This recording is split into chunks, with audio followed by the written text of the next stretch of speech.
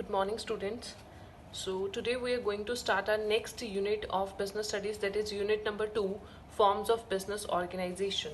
Basically this unit contains your 7 main topics, out of which the first one is the unit 2.1 or chapter number 5, known as the forms of business organization, that is sole proprietorship. See, in the older times the business is conducted on small scale and there was only one person in that kind of business organization. So with the advancement of the technology and the civilization, and again in the increase in the needs of the human beings, the business is being done on a very large scale, due to which it consists of many forms, like the some business is managed by a single individual, whereas some business is managed by many people collectively, that means more than one people, again in the form of partnership, while some business is run in the form of the joint stock company. So there are many forms of business organization like sole proprietorship, the partnership, the cooperative societies, the joint Hindu family, joint stock companies, and many more. So basically in chapter number 5th or 2.1 we will only study about the first form of business organization, that is known as sole proprietorship. The sole proprietorship is the very oldest form of business organization in which the business is being done only by single person or single individual. For example, if you have a look by your nearby shops, you will see like the shops are being owned by the single individual. So that is an example of the sole proprietorship or sole trade. Sole trader is that form of business which is established by a single individual, that means which is being started by the single individual. He only invests the necessary capital, that means जितना भी business के अंदर पैसा लगता है वो एक ही person लगाता है, बिजनेस को मैनेज भी वही करता है एंड बिजनेस को चलाता भी वही है.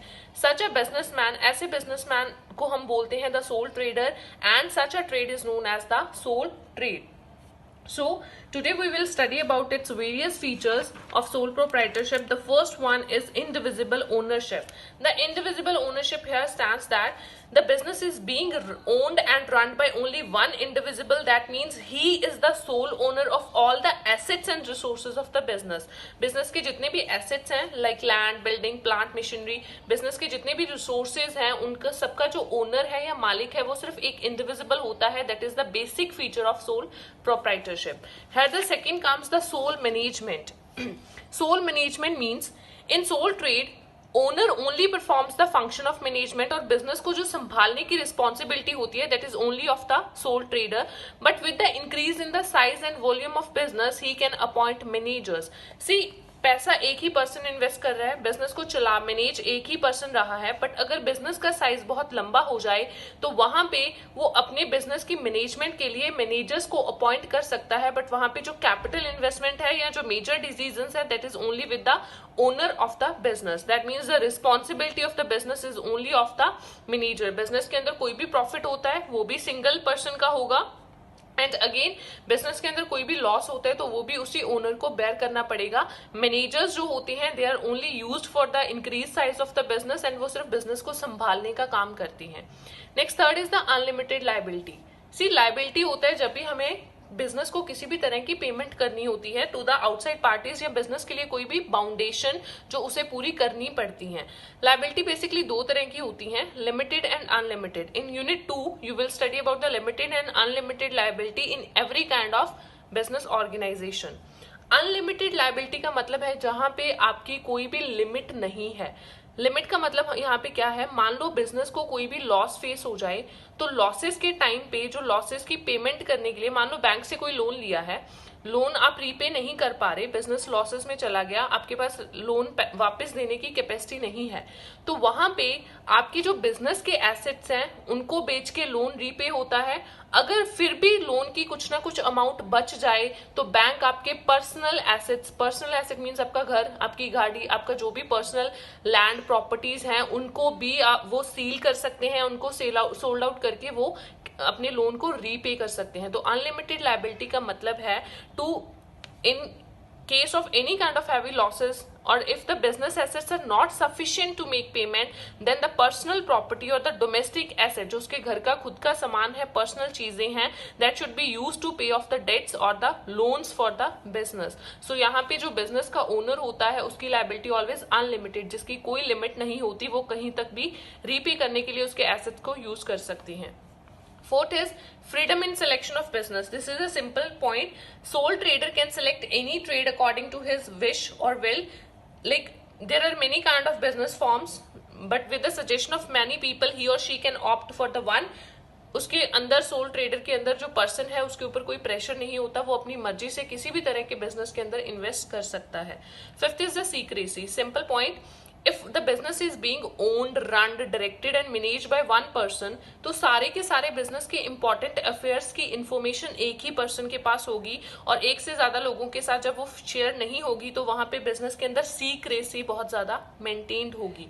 The information about all the important matters concerning the business rest only with the owner and no outside party can take any undue advantage out of it. और कोई भी फालतू पार्टी जो बाहर की पार्टीज है उससे किसी भी तरह का फायदा नहीं ले सकती, because every kind of information is being only with the owner और the sole trader of the business.